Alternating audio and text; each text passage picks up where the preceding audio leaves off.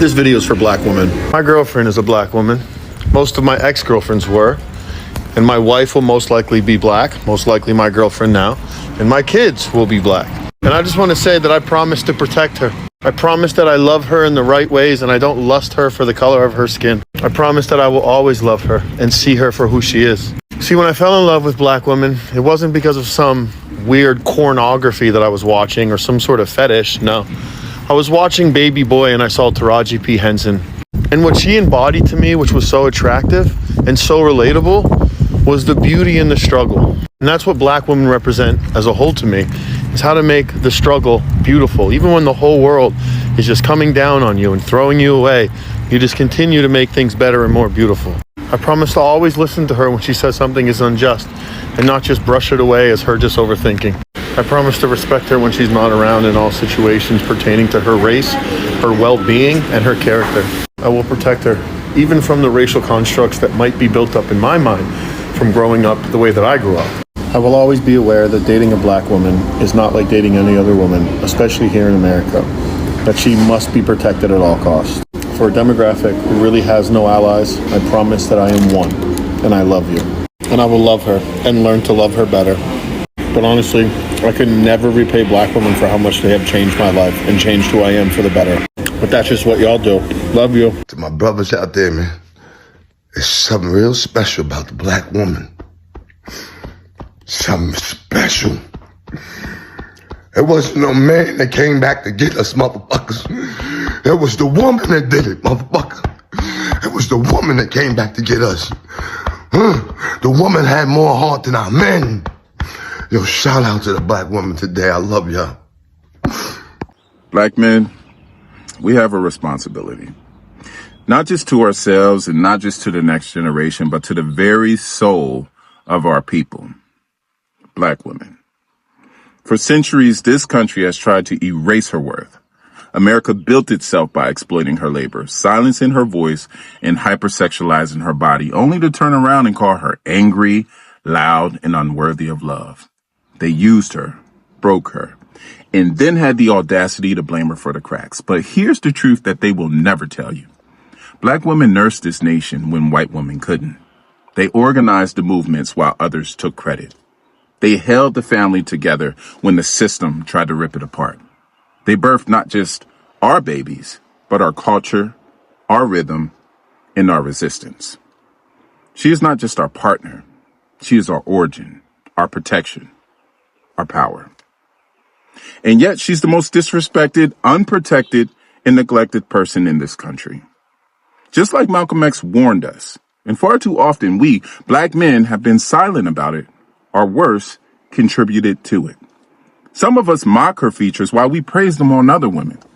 We judge her strength while we benefit from it.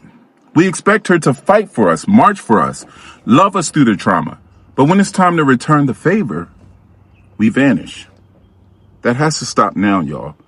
Because when they come for her, they're coming for the foundation.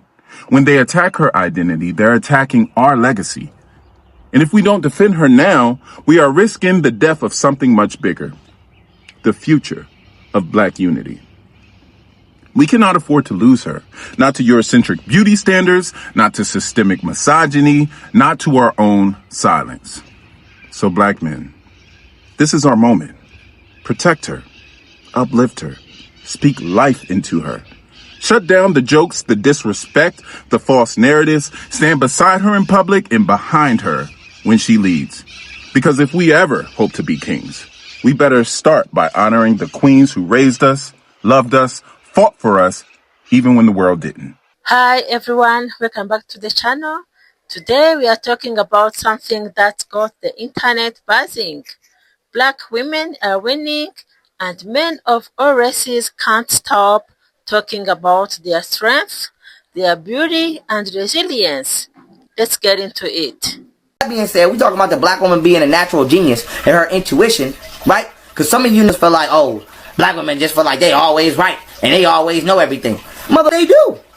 They do, Nick. They do. How many times you get caught doing stupid shit? How long have they been? You get memories from your genes. Not just from intuition and soul. This is why black women they're the most spiritually in tune, because they're the most genetically in tune. Your psychology and your chakras go hand in hand with your genetics, mother. Genetics is one of the most important subjects of you that you don't pay no attention to. And so with that being said, the most genetically advanced and evolved organism on the planet, which by default causes them to become the most psychologically and spiritually in tune entity on the planet, is not being allowed to play her role because you have egotistically become created into a being who feels like I'm a man and can't no woman tell me what to do. And now you believe that you the man in the house because that bitch ass Bible told you you's the man in the house. The Bible say women can't even talk in church. The Quran say women supposed to get the goddamn mosque when they on their period. They even when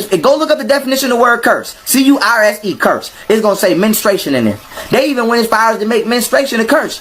When in ancient times, menstruation was a blessing. You wasn't even allowed to go into. They would kill when women were giving birth. Women gave birth in an all dark room that was set up in a certain manner that I'm not gonna go into right now. But if you even peeked, and they didn't give you was the dad. If you went in there while that woman was giving birth, while them other goddesses was help delivering that child, they was killing your. How divine women were considered back then. Now you feel like you the man of the house.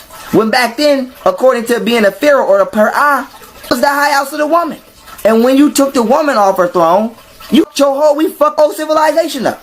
And so, why is this important? How many times do somebody got to tell you that a nation can only rise to as high as the standard they hold their woman?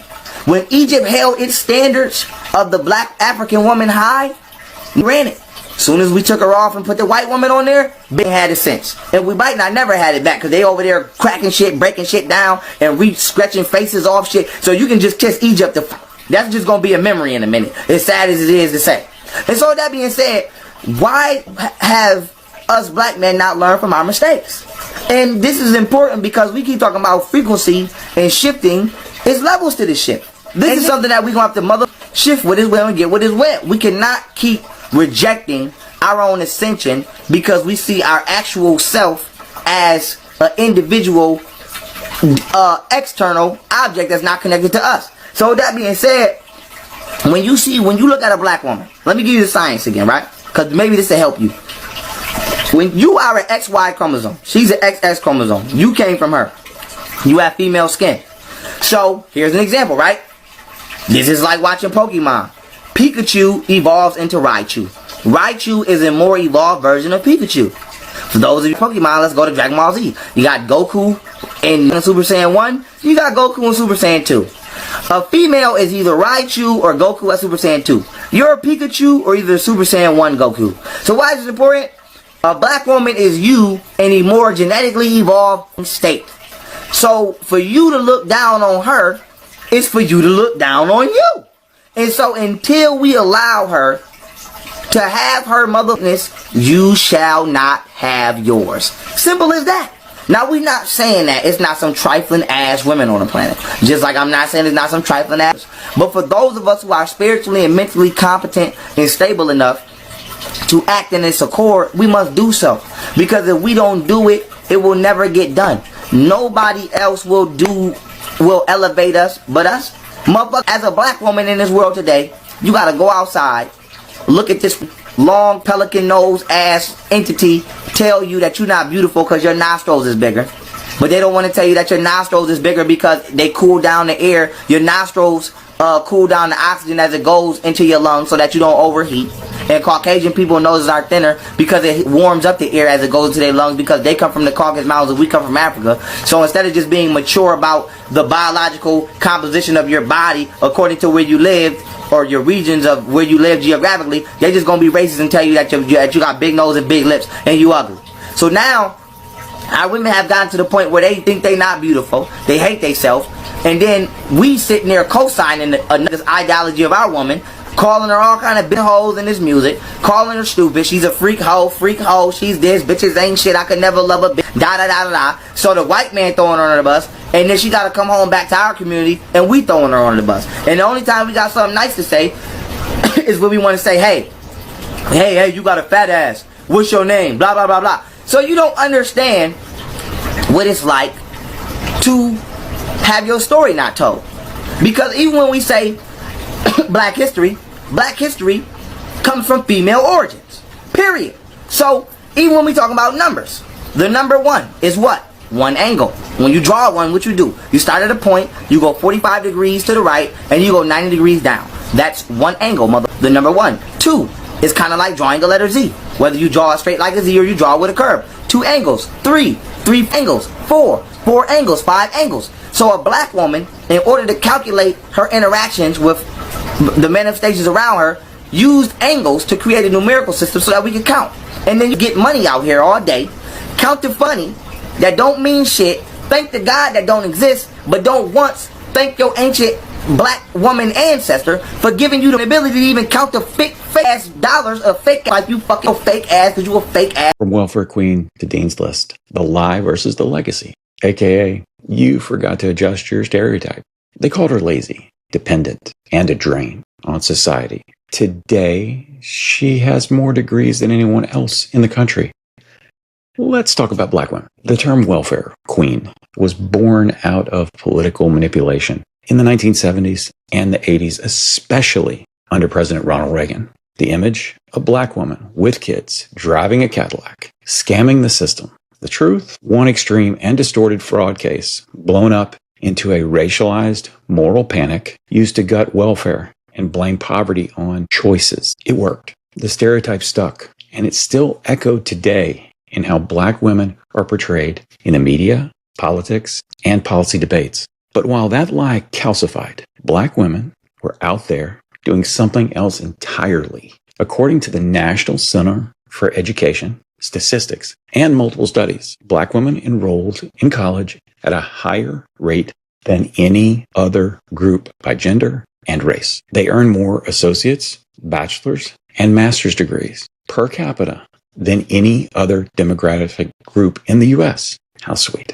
They started businesses faster than anyone else in America. They've been the backbone of voting blocks, especially in the South, and often deciding elections. And they've done it all while facing racism, misogyny, and policy systems that weren't built for them, but somehow survived them. So while the stereotype stuck in the 20th century, black women upgraded themselves in the 21st. Not only no one notified them of the narrative. When a system labels you as a problem, but you outperform it anyway, that's not survival. That's excellence in spite of design. So sweet. Follow for more truth that deserves the mic, not the slander. Peace out. I think black American women are the most educated segment of society. I've spoke to too many that say when a job requires a master's degree, they know that's for a white person. They go get a doctorate. Or if it requires a PhD, they got an extra master's or another doctorate behind it. And some postgraduate training on Yep. top of that. Black women are some of the smartest people around. They are overeducated.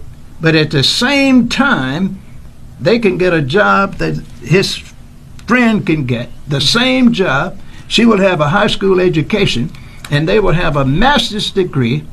She will be interviewed and probably get the job and get more money than the person, or at least the same. Real quick to all the beautiful black women, all my sisters, I need you to understand something. Do not allow suburban whitewashed Uncle Toms and sellouts to trick you into believing that black men do not appreciate, care, and respect you. We love you. We adore you. You're the most beautiful thing smoking. Without you, wouldn't nothing in this world even exist. So as a proud black man in the black community, 2 black women, keep shining, keep smiling, baby, you beautiful. Real quick. Yes, you heard that right. From the boardroom to Hollywood, from politics to everyday life, black women are showing up, speaking out, and absolutely taking over spaces that were never built for them. And honestly, it's about time the world notices. You can feel it everywhere, the confidence, the presence, the excellence. Yeah, black women aren't just breaking barriers anymore. They are breeding new standards. You all know this. Think about the global impact. Women like Michaela Coel, Issa Rae, Serena Williams, Beyonce, and even business leaders like Tasunda Brown Duckett, and Rosalinda Brewer. They are rewriting the rules of what power looks like, and they are doing it with authenticity without apologizing for who they are. It's funny.